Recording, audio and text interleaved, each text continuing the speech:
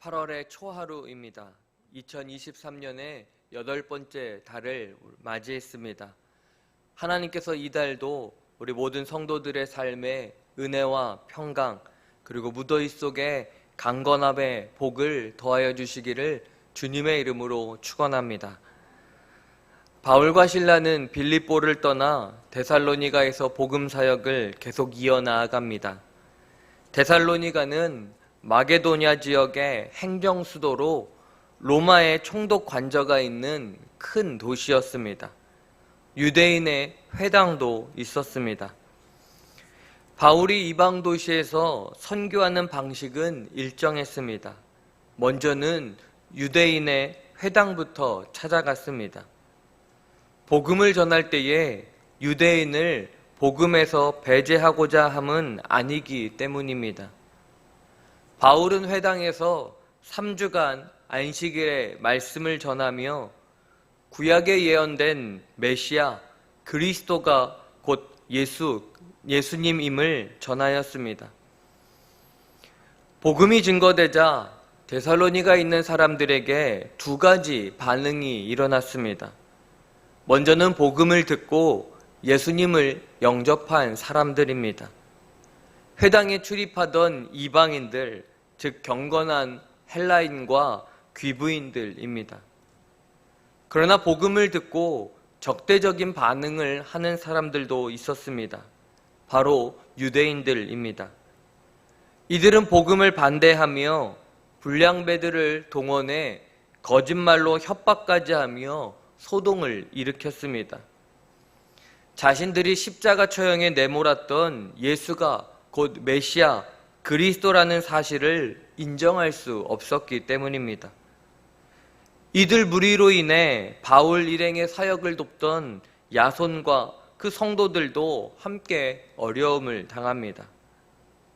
사랑하는 여러분, 복음이 증거되는 곳에는 언제나 복음을 반대하며 핍박하며 고난을 주는 무리들이 있습니다. 오늘도 여전히 존재합니다. 그런데 중요한 사실은 그럼에도 복음에 반응하여 믿는 사람들이 계속해서 생겨난다는 것입니다.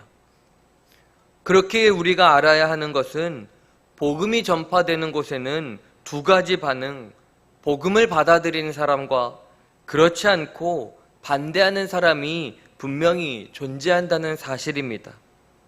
그러나 그 가운데 우리가 믿음으로 봐야 하는 것은 반대와 회방과 고난 속에서도 복음은 열매를 맺어가며 하나님 나라는 지속적으로 확장되어 간다라는 사실입니다. 이 바울의 데살로니가 사역이 그것을 우리에게 분명하게 보여주고 있습니다. 사랑하는 성도 여러분, 우리가 그리스도인으로 살아가면서 힘들고 어려움을 경험하고 있다면 하나님께서는 그 일들 속에서 아름다운 열매로 결과를 허락해 주신다는 것을 믿으시기 바랍니다.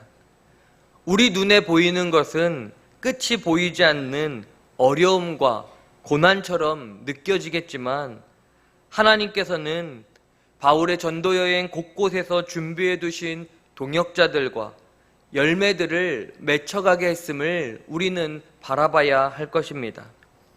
분명 하나님께서는 그 어려움과 고난을 통해 더 아름다운 생명의 열매를 맺어간다라는 사실을 기억하며 살아가는 저와 여러분이 되시기를 간절히 기도합니다. 바울과 실라는 데살로니가 유대인들을 피해 베레아로 내려가 다시 복음을 전합니다. 베레아는 데살로니가에 비해 작은 도시로 이 바울의 일행이 왔다는 소식은 금방 소문이 났을 것입니다. 그런데 베레아 사람들은 데살로니가 사람들과는 대조적으로 너그러운 사람들이었습니다. 너그럽다라는 헬라어로 유게네스트로인데 기쁨이 있다라는 뜻입니다.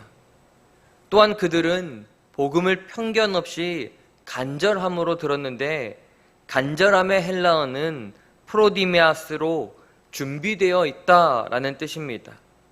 선입견 없이 경청하는 태도를 말합니다. 여러분, 이 말은 베레아 사람들이 바울의 말을 무조건 믿었다라는 뜻이 아닙니다. 이들은 바울이 전한 복음을 진지하게 경청하였고 정말 성경이 그렇게 가르치는지를 검토하기 위해 날마다 성경을 상고 연구했습니다. 이렇게 열린 마음으로 성경을 살펴보면 결국 예수님이 그리스도이심을 깨닫게 마련입니다. 이것이 베레아 사람들 중에 예수님을 믿는 사람들이 많을 수밖에 없었던 이유입니다. 여러분, 그럼에도 반대하는 자들은 바울이 베레아에서 복음을 전한다는 소식을 듣고 데살로니가에서부터 찾아와 핍박하며 복음을 반대하였습니다. 복음이 증거될 때에 두 가지 반응, 말씀을 순수하게 믿음으로 받아들이는 사람이 있는 반면에 그 말씀을 받지 못하고 더욱 강팍해지는 사람이 있다는 것을 다시 한번 깨닫게 합니다. 사랑하는 여러분, 이 두 반응의 차이는 무엇입니까? 바로 마음의 차이입니다. 마음밭이 좋은 사람들은 복음을 받아들이고 복음이 정말 나의 삶의 생명이 되고 진리가 됩니다. 하지만 모든 사람들이 다 그런 것은 아닙니다. 마음이 강팍해지고 굳어져서 마음을 받을 만한 밭이 되지 않으면 아무리 좋은 말씀이라고 해도 생명의 말씀이 되지 못합니다. 저와 여러분들도 마찬가지 아닙니까?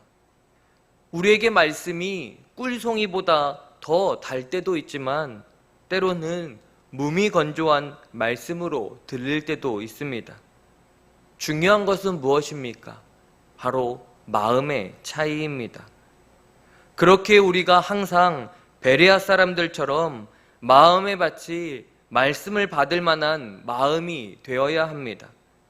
그리고 베레아 사람들처럼 말씀이 정말 그러한가 하고 날마다 성경을 연구하고 관찰하고 무엇보다 그 말씀을 깊이 묵상하며 내 삶에 적용해야 합니다. 그때 말씀이 나의 삶 속에 이루어지고 그 말씀대로 살아가는 사람이 되는 것입니다. 사랑하는 성도 여러분, 오늘 데살로니가와 이 베레아의 사역을 통해 우리는 중요한 사역을 깨닫게 됩니다. 어떠한 상황 가운데서도 복음이 증거된다면 생명이 살아나고 하나님의 나라가 전파되는 곳마다 열매가 나타난다는 진리입니다.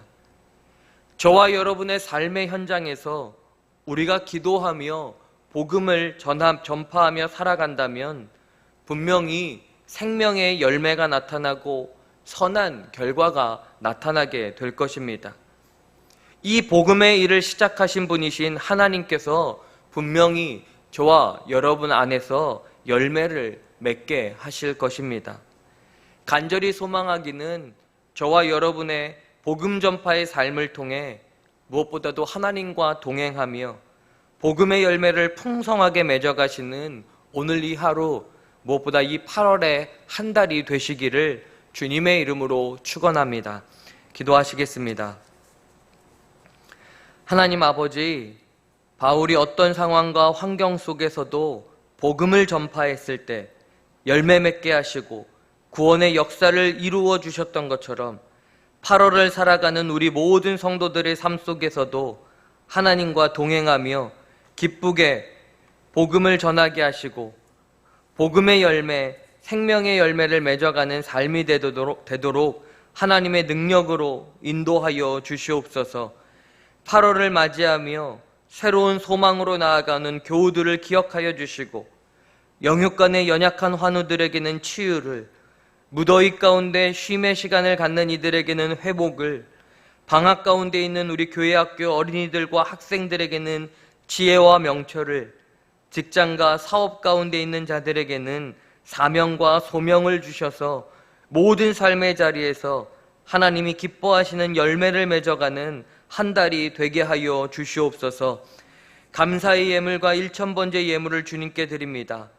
8월의 첫날을 허락하심에 감사드리며 홍남의 모든 성도들의 삶의 자리를 지켜주시고 소금과 빛으로 살아가게 하여 주시옵소서.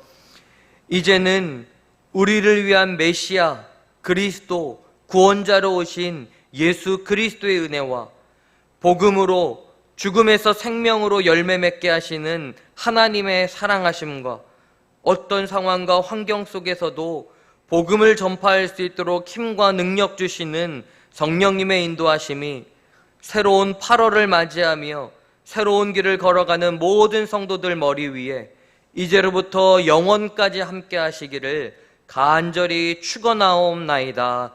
아멘.